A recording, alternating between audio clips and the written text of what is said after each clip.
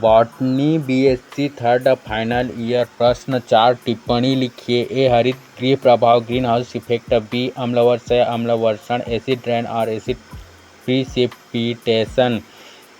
50 बार बोल रहे हैं, पढ़ने निकले वाले छात्रों को राजनीति से दूर रहना चाहिए हैं? अबे पढ़ाई लिखाई में ध्यान लगाओ, आईएएस बनो और देश को संभालो। उत्तर ए हरित गृह प्रभाव ग्रीन हाउस इफेक्ट।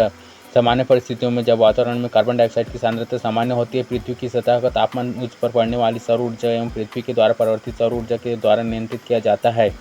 परंतु जब वातावरण में कार्बन डाइऑक्साइड की सांद्रता में वृद्धि होती है तो इसकी मोटी परत परिवर्तित होने वाली ऊष्मा हीट या ऊर्जा को वायुमंडल से बाहर नहीं जाने देती है, जिसके कारण वातावरण का तापमान ठीक उसी प्रकार बढ़ जाता है जिस प्रकार हरित गृह ग्रीन हाउस में तापमान में वृद्धि हो जाती है।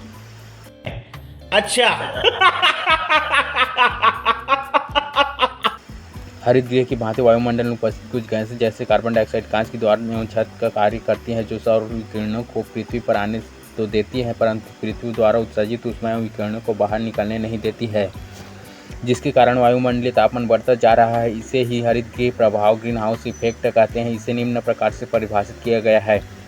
मानव द्वारा निर्मित कार्बन डाइऑक्साइड के कारण उत्पन्न कंबल जैसे प्रभाव ब्लैंकेटिंग इफेक्ट के कारण पृथ्वी की सतह के तापमान में वृद्धि होने वाली क्रमिक वृद्धि को ही हरित गृह प्रभाव कहते हैं। अथवा कार्बन डाइऑक्साइड की अधिक सांद्रता के कारण वह मीथेन एवं नाइट्रस ऑक्साइड के एक साथ एक स्तर बना लेती है, जो कि कम तरंगदैर्घ्य वाली सौर विकिरणों को वातावरण में प्रवेश करने तो देती है परंतु अधिक तरंगदैर्घ्य वाली ऊष्मिक विकिरणों हीट रेडिएशंस को पृथ्वी से बाहर नहीं जाने देती, जिसके कारण पृथ्वी का तापमान बढ़ता जा रहा है। इसे ही हरित गृह प्रभाव ग्रीन हाउस इफेक्ट कहते हैं।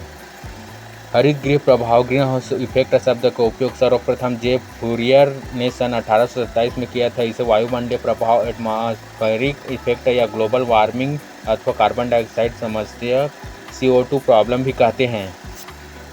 अकेले अकेले मजे नहीं लेने दूंगा, मुझे भी चाहिए। हरित गृह गैसें ग्रीन हाउस गैसेस। प्रारंभ में हरित गृह प्रभाव के लिए केवल कार्बन डाइऑक्साइड को ही उत्तरदायी माना जाता था, परंतु आधुनिक वैज्ञानिकों ने स्पष्ट कर दिया है कि कार्बन डाइऑक्साइड की इस प्रभाव के लिए जिम्मेदार नहीं है, बल्कि इसमें कई अन्य गैसें भी सम्मिलित हैं जैसे methane, nitrogen oxide, chlorofluorocarbon, ozone आदि। उपर्युक्त ग्रीन हाउस गैसों में से CO2 सबसे महत्वपूर्ण ग्रीन हाउस गैस है। हरित गृह गैसों के स्रोत sources of green house gases. हरित गृह प्रभाव उत्पन्न करने वाले गैसों के उपर्युक्त स्रोतों के अतिरिक्त अन्य प्रकार के स्रोत भी पाए गए हैं जो कि निम्नानुसार हैं। एक औद्योगिकीकरण के कारण बहुत से उद्योगों की स्थापना की गई, जिसमें ऊर्जा स्रोत के रूप में जीवाश्म ईंधनों जैसे कोयला, कोल, पेट्रोलियम ऑयल एवं प्राकृतिक गैसों नेचुरल गैसेस का उपयोग किया जाता है, जिनके दहन बर्निंग से इन उद्योगों की चिमनियों से अत्यधिक मात्रा में CO2 तथा इसके साथ अन्य अवांछित गैसें वातावरण में विसर्जित होती हैं। ये गैसें हरित गृह प्रभाव के लिए 40% तक उत्तरदायी होती हैं। ये देखो कैसे बत्तीसी दिखा रहा है ससुरा। 2 ताप विद्युत उत्पादन संयंत्रों थर्मल पावर प्लांट्स में ऊर्जा स्रोत के रूप में जीवाश्म ईंधनों फॉसिल फ्यूल्स का उपयोग किया जाता है, जिसके फलस्वरूप अत्यधिक मात्रा में कार्बन डाइऑक्साइड गैस वातावरण में विसर्जित होती हैं। 3 ऑटोमोबाइल्स रेल इंजनों एवं वायुयानों एयरक्राफ्ट्स में अत्यधिक मात्रा में डीजल एवं पेट्रोल का उपयोग ऊर्जा स्रोत के रूप में किया जाता है, जिसके दहन के फलस्वरूप प्रतिवर्ष बहुत अधिक मात्रा में CO2 वातावरण में प्रवेश कर सतह के निर्माण के कारण पृथ्वी की सतह से विकिरण उत्सर्जित होकर बाहर नहीं निकल पाती है, जिसके कारण वातावरण का तापमान बढ़ जाता है। हरित गृह प्रभाव के दुष्प्रभाव एवं परिणाम। Effects and consequences of greenhouse effect. देखा आपने लापरवाही का नतीजा है। एक पृथ्वी की जलवायु पर प्रभाव या जलवायु में परिवर्तन। इफेक्ट ऑन ग्लोबल क्लाइमेट और क्लाइमेट चेंज। कार्बन डाइऑक्साइड के अवरक्त लाल विकिरणों इंफ्रारेड रेडिएशंस के अवशोषक गुण के कारण ही CO2 को पृथ्वी का ताप निर्धारित करने वाला प्रमुख कारक माना गया है। ग्रीन हाउस गैसेस की मात्रा में वृद्धि के साथ साथ पृथ्वी के सभी भागों के तापमान में वृद्धि होती है। आधुनिक अध्ययनों से स्पष्ट होता है कि हरित गृह प्रभाव के कारण पृथ्वी के जलवायु या मौसम क्लाइमेट में अग्रलिखित परिवर्तन संभावित होते हैं। अच्छा, हमको सिखा रिया है। एक हरित गृह प्रभाव के एक फलस्वरूप पृथ्वी के तापमान में वृद्धि होने से महासागरीय ओशन एवं समुद्री जल सी वाटर गर्म हो जाएगा, जिसके कारण समुद्र की सतह सी लेवल में वृद्धि होगी और समुद्री जल बाढ़ के रूप में समीपस्थ क्षेत्रों में भर जाएगा। समुद्र की सतह में थोड़ी वृद्धि होने से समुद्र किनारों पर स्थित शहर एवं बंदरगाह जलमग्न हो जाएंगे। 2 तालाबों, नदियों एवं समुद्रों का जल गर्मी के कारण वाष्पित होगा, जिसके कारण अत्यधिक वर्षा हो सकती है। इस गर्मी के कारण वायुदाब कम होने से आंधी चलने की संभावना बढ़ जाती है। इस प्रकार के मौसमी प्रभाव को एल नीनो कहा जाता है। इस घटना से अचानक एक मौसमी परिवर्तन के कारण भयंकर तूफान आते हैं, जिसके कारण समुद्री इलाके जलमग्न हो जाते हैं। 3 शीतोष्ण प्रदेशों टेम्परेट रीजन्स में शीत ऋतु विंटर छोटी एवं गर्म तथा ग्रीष्म ऋतु लंबी एवं अधिक गर्म हॉटर हो जाएगी। 4 वर्षा रेनफॉल में वृद्धि होगी, परंतु मरुस्थलीकरण, डिजर्टिफिकेशन, सूखा, ड्राउट एवं मृदा अपरदन, सॉइल इरोजन जैसी समस्याएं विकराल रूप धारण कर लेंगी। 5 औद्योगिकरण, इंडस्ट्रियलाइजेशन एवं शहरीकरण, अर्बनाइजेशन में तेजी से वृद्धि एवं वन क्षेत्रों में होने वाली कमी के कारण पृथ्वी के वायुमंडल की सतह पर अविभेदकीय इम्पेनेट्रेबल गैसों का स्तर निर्मित हो जाएगा तथा पृथ्वी के तापमान में अत्यधिक वृद्धि होगी तथा पृथ्वी गृह प्लैनेट अर्थ एक वात्या भट्टी ब्लास्ट फर्नेस में परिवर्तित हो जाएगी। 6 पृथ्वी पर उपस्थित पौधे व जीव जंतु भी इससे प्रभावित होंगे, जिसके कारण संपूर्ण पारिस्थितिक तंत्र इकोसिस्टम नष्ट हो जाएगा। 7 मौसम परिवर्तन का सर्वाधिक प्रभाव कृषि पर पड़ेगा, क्योंकि पर्यावरण में उपस्थित CO2 एक प्राकृतिक उर्वरक नेचुरल फर्टिलाइजर का कार्य करता है। वायुमंडल में CO2 की मात्रा में वृद्धि होने से पौधों की वृद्धि की दर भी बढ़ जाती है तथा पौधों का आकार भी बढ़ जाता है। पौधों की इस असामान्य एवं तीव्र वृद्धि एक और तो लाभदायक तो हो ही सकती है, क्योंकि इससे प्रमुख फसलों की उत्पादकता में तो वृद्धि अवश्य होगी, परंतु इससे मृदा की उर्वरक शक्ति में तेजी से ह्रास होगा। 2 पौधों पर हरित गृह प्रभाव का प्रभाव। Effect of green houses on plants. वायुमंडलीय तापमान में वृद्धि होने के कारण केवल वही पेड़ पौधे जीवित रह पाएंगे जो कि इस उच्च तापमान को सहन कर सकेंगे। इसके साथ नई प्रकार की वनस्पतियों की उत्पत्ति होगी। शाकीय हर्बिसियस पौधे इस बढ़ते हुए तापमान में जीवित नहीं रह पाएंगे। कठोर कास्ट हार्डवुड वाले पौधों का तेजी से विकास होगा। एक अनुमान के अनुसार वायुमंडल में CO2 की मात्रा दुगनी हो जाने पर हरित जैवभार ग्रीन बायोमास में अत्यधिक कमी आ जाएगी। 3 फसलों पर प्रभाव। Effects on crops. समझ रहे हो ना? हरित गृह प्रभाव के कारण वातावरण के तापमान में वृद्धि होने पर पौधों से होने वाले वाष्पोत्सर्जन, ट्रांसपायरेशन एवं वाष्पीकरण, इवेपोरेशन की दर में अत्यधिक वृद्धि होगी। अतः ऐसे पौधे जिनके लिए अधिक मात्रा में पानी की आवश्यकता होती है, उनके लिए जल कमी की समस्या उत्पन्न हो जाएगी। इसके साथ साथ ऐसी फसलें जिन्हें एक निश्चित तापमान की आवश्यकता होती है, वे अधिक तापमान के कारण नष्ट हो जाएंगी। अधिक तापमान के कारण पौधों पर रोगों एवं कीटों का प्रकोप बढ़ जाएगा। फलतः उत्पादन में कमी आएगी। मृदा में जल की कमी होगी, जिसके कारण उसमें उपस्थित कार्बनिक पदार्थों का विघटन ठीक से नहीं हो पाएगा और सूक्ष्म मात्रक तत्वों माइक्रो एलिमेंट्स का पुनर्चक्रण, रिसाइकलिंग भी बुरी तरह प्रभावित होगी।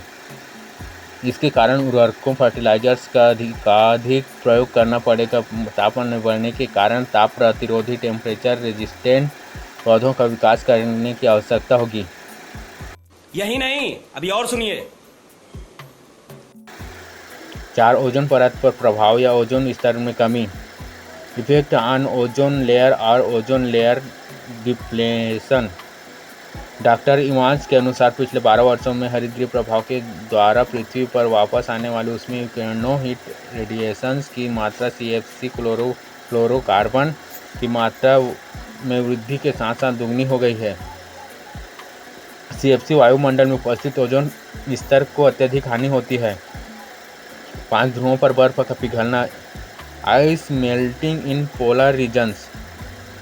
हरितगृह प्रभाव के कारण पृथ्वी के तापमान में लगातार वृद्धि हो रही है, जिसके कारण ग्रीनलैंड, उत्तरी ध्रुव, नॉर्थ पोल, अंटार्कटिका तथा पहाड़ी हिमनदों, माउंटेन ग्लेशियर्स पर वर्षों से जमी बर्फ के पिघलने का खतरा उत्पन्न हो गया है। चूँकि जल की विशाल मात्रा इन ध्रुवों पर बर्फ के रूप में उपस्थित है, अतः इस बर्फ के पिघलने से समुद्री जल के स्तर में वृद्धि होगी तथा छोटे छोटे देशों जैसे Greenland, Sweden, Norway, Alaska, Finland एवं साइबेरिया के समुद्र में डूब जाने का खतरा उत्पन्न हो सकता है। टेंशन नहीं लेने का, आप उन्हें ना। चाहे मानसून के दौरान अधिक बाढ़ आना, वातावरण में CO2 की सांद्रता में वृद्धि, उष्णकटिबंधीय महासागरों के जल के तापमान में वृद्धि होने के, चक्रवात एवं तूफानी अंधड़ों के आने की संभावनाएं बढ़ जाएंगी तथा पर्वतों पर उपस्थित बर्फ जल्दी पिघलने लगेगी। इसके कारण मानसून के दौरान बाढ़ अधिक आएगी। साथ पादप क्रियाओं पर प्रभाव, effects on plant processes. CO2 की सांद्रता में वृद्धि होने पर प्रकाश संश्लेषण की दर में वृद्धि होगी। इस कारण C3 पौधों की उत्पादकता में वृद्धि हो जाती है। CO2 की सांद्रता में वृद्धि होने पर C3 पौधों में प्रकाश संश्लेषण की दर में 30 से 100% वृद्धि की संभावना होती है। अतः स्थलीय पारिस्थितिक तंत्रों में CO2 की सांद्रता में कमी आ जाएगी। रोज आते हैं इस उम्मीद पे, आज जीतेंगे, कल जीतेंगे, परसों जीतेंगे, रोज हारते हैं। हरितगृह प्रभाव, वैश्विक तापमान के नियंत्रण एवं उससे बचने के उपाय। एक जीवाश्म ईंधनों जैसे कोयला एवं पेट्रोलियम के उपयोग में कमी लानी चाहिए। 2 कारखानों एवं ऑटोमोबाइल्स के द्वारा खतरनाक गैसों जैसे CO2 एवं CFC के उत्सर्जन पर पाबंदी लगा देना चाहिए। 3 खाली पड़ी भूमि में वृक्षारोपण करना चाहिए। 4 वनों की कटाई पर कानूनी प्रतिबंध लगाना चाहिए तथा वनों का विकास करना चाहिए। 5 खतरनाक रासायनिक उर्वरकों का कम प्रयोग करना चाहिए। अम्ल वर्षा या अम्ल वर्षण, एसिड रेन और एसिड प्रिसिपिटेशन। वायुमंडल में अनेक गैसें विद्यमान हैं। इसके अलावा प्राकृतिक एवं मानवकृत स्रोतों से भी अनेक प्रकार की गैसें वायुमंडल में मिलती रहती हैं। ये गैसें वायुमंडल में निष्क्रिय न रहकर तरह तरह की रासायनिक क्रियाओं में भाग लेती हैं। इनमें से कई गैसें अम्ल उत्पादक होती हैं। ऐसी गैसों वर्षा के समय जल में घुलकर पृथ्वी पर आ जाती है। इस वर्षा जल का pH सामान्य जल के से कम होता है, इसे ही अम्ल वर्षा कहते हैं। अर्थात अम्लीय गैसों का अवशोषण होने से वर्षा जल के pH में कमी आना ही अम्ल वर्षा है। शहरीकरण, औद्योगिकरण एवं अतिशय जनसंख्या वृद्धि ने पर्यावरण को अत्यधिक प्रदूषित कर दिया है। इसके कारण वायु प्रदूषण हो रहा है। औद्योगिक इकाइयों की चिमनियों एवं वाहनों से विभिन्न प्रकार की गैसें वायुमंडल में विसर्जित होती हैं, जिनके कारण अम्ल वर्षा होती है। नाइट्रोजन तथा सल्फर के ऑक्साइड्स वायु के लिए महत्वपूर्ण गैसीय प्रदूषक पॉल्यूटेंट्स होते हैं तथा ऑक्साइड जीवाश्म ईंधन पावर प्लांट्स, स्वचालित वाहनों के निर्वात, घरों में जलाए जाने वाले ईंधन से उत्पन्न होते हैं। वायुमंडल में प्रमुख रूप से H2SO4 तथा HNO3 अम्ल बनते हैं, जो वर्षा के जल में घुलकर पृथ्वी पर आते हैं, जिसे अम्ल वर्षा कहते हैं। कभी कभी ये अम्ल बादलों या कोहरे में ही विद्यमान रहते हैं। अम्ल वर्षा एसिड रेन पादपों, फसलों, जीव जंतुओं तथा कीमती इमारतों के लिए बहुत हानिकारक होती हैं। अम्ल वर्षा H2SO4 तथा HNO3 का मिश्रण होती है, जिसमें सल्फर तथा नाइट्रोजन के ऑक्साइड विभिन्न अनुपात में होते हैं। H2SO4 के कारण 60.70% अम्लीयता तथा HNO3 के कारण 30 से 40% अम्लीयता होती है। अम्ल उत्पादक गैसें, एसिड प्रोड्यूसिंग गैसेस ये निम्न हैं: 1 sulphur dioxide, 2 sulphur trioxide, 3 hydrogen sulphide, 4 nitrogen के ऑक्साइड, 5 कार्बन डाइऑक्साइड। हम मालूम है तेरे बाप को मत सिखा, चल। अम्ल वर्षा के प्रभाव, इफेक्ट्स ऑन एसिड रेन। अम्ल वर्षा कई रूपों में हमारे पर्यावरण को प्रभावित करती है। यह मिट्टी, तालाब, झील, पौधे आदि सबको प्रभावित करती है। यहाँ तक कि इमारतें भी इससे प्रभावित होती हैं। अंततः वनस्पतियाँ तथा जंतु, मछलियाँ इसके शिकार बनते हैं। एक पौधे पर प्रभाव, अम्लीय जल की संरक्षक प्रवृत्ति पौधों को बहुत अधिक नुकसान पहुंचाती है। वर्षा जल पादप लवकों को रंगहीन कर देता है, अर्थात पौधों में क्लोरोफिल की मात्रा में कमी आ जाती है, जिसके कारण उन प्रकाश संश्लेषण की क्रिया पर विपरीत असर पड़ता है। अल्फा जौ, कपास, चौलाई, लेट्यूस और पालक आदि पौधों पर इस अम्लता के कारण सर्वाधिक प्रभाव पड़ता है। इसी तरह सेब, नाशपाती और चीड़ आदि के वृक्ष भी इस अम्लीयता से काफ़ी हद तक प्रभावित होते हैं। 2 जानवरों पर प्रभाव। जब अम्लीय वर्षा का जल तालाबों, झीलों आदि में मिल जाता है तो जल में रहने वाले जीव प्रभावित होते हैं। पानी के अंदर रहने वाले जीव जैसे मछलियाँ 5.5 pH पर ही मर जाती हैं। इसी तरह अनेक शैवाल और जो प्लैंकटन भी मर जाते हैं, परंतु जो अम्ल प्रतिरोधी होते हैं उनकी संख्या में वृद्धि होती है। स्थलीय जीवों पर अम्ल वर्षा का कोई विशेष प्रभाव नहीं देखा गया है। ये सब क्या देखना पड़ रहा है? अच्छा है मैं अंधा हूँ। 3. मृदा का अम्लीकरण। अम्ल वर्षा से मृदा का अम्लीकरण होता है। इस अम्लीकरण के कारण मिट्टी में उपस्थित धनायन जैसे Ca2+, Na+, K+, Fe2+, Cd2+, Pb2+ आदि मुक्त होते हैं, जिससे मृदा और अधिक अम्लीय हो जाते हैं। कुछ पादप पोषक तत्व जैसे फास्फोरस अम्लीय अवस्था में अविलेय बन जाते हैं, जिससे वे पौधों की उपलब्ध नहीं होते।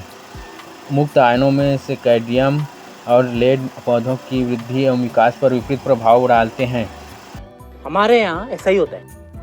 4 वस्तुओं का प्रभाव। अम्ल वर्षा का प्रमुख अंग सल्फ्यूरिक अम्ल है। यह सल्फ्यूरिक अम्ल बहुत ही क्रियाशील और संक्षारक होते हैं। धात्विक सतहें अम्ल वर्षा के संपर्क में आने पर क्षयित हो जाती हैं और अपना ही सल्फेट यौगिक बना लेती हैं, जैसे आयरन से नीला आयरन सल्फेट, तांबे से हरा कॉपर सल्फेट और एल्यूमिनियम से सफ़ेद एल्यूमिनियम सल्फेट बन जाता है।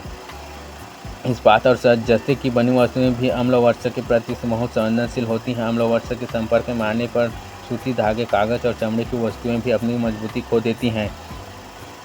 CaCO3+H2SO4 CaSO4+H2O+CO2। इमारती सामग्री चूना पत्थर, संगमरमर, डोलोमाइट, मोटार और स्लेट आदि भी अम्ल वर्षा के द्वारा बुरी तरह से प्रभावित होती है। अम्लता के कारण इन पदार्थों के जल में घुलनशील सल्फेट बनते हैं, जो उनसे आसानी से अलग हो जाते हैं। अम्ल वर्षा रोकने के उपाय। Control measures of acid rain. Control Uday.